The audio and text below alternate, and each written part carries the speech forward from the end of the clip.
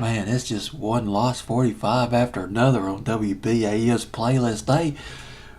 WBAM probably had one of the most eclectic playlists in the late 60s, early 70s, probably even more eclectic than WTBC, possibly even WJRD, although WJRD, that might be a little bit of a push. WJRD had a pretty eclectic playlist in the late 60s. WBAM from Montgomery at number 14, down two notches from number 12, Lighthouse. Sunny Days, a sort of a laid-back record by Lighthouse. Lighthouse, they formed back in 1968. They're from Toronto, Canada, and the two guys who formed this band, it was Skip Prokop, he was the vocalist, and Paul Offert. It's Hoffert. They met on a flight from New York City to Toronto. This was a chance encounter. They met, and I guess they discovered that they shared an interest in music. They played instruments, they sang, and they came up with this. I'm trying to think of this. I'm trying to think of the word. This stellar concept of forming this rock band, but not just a rock band of a couple of guitar players, a drummer, and a singer.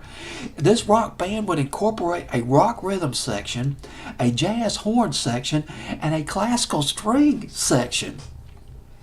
Not long after they met, Prokop and Offert, they formed a band. They took some friends, some session musicians, some musicians from the Toronto Symphony Orchestra, and they formed Lighthouse. Lighthouse originally had 13 members. Now, to make a long story short, they signed with RCA Records. They put out their first album, Lighthouse, in 1969, and they put out their second album called Sweet Feeling, also in 1969. It featured their cover of the Beatles' A Day in a Life, which would probably be an interesting cover of that record, considering they had 13 members in that group.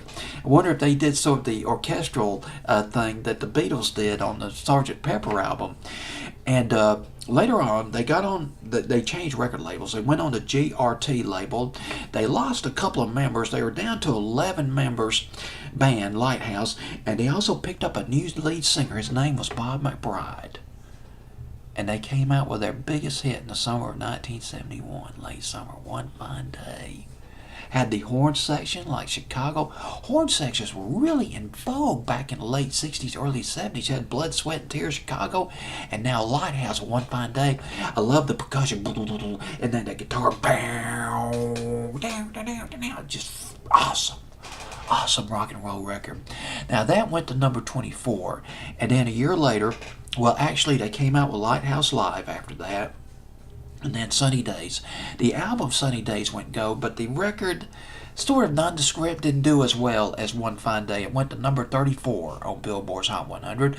There's probably quite a few people out there who still remember it, certainly among the record collectors who go back to this era back in the late 60s, early 70s. Lighthouse with Sunny Days on WBAM Survey at number 14.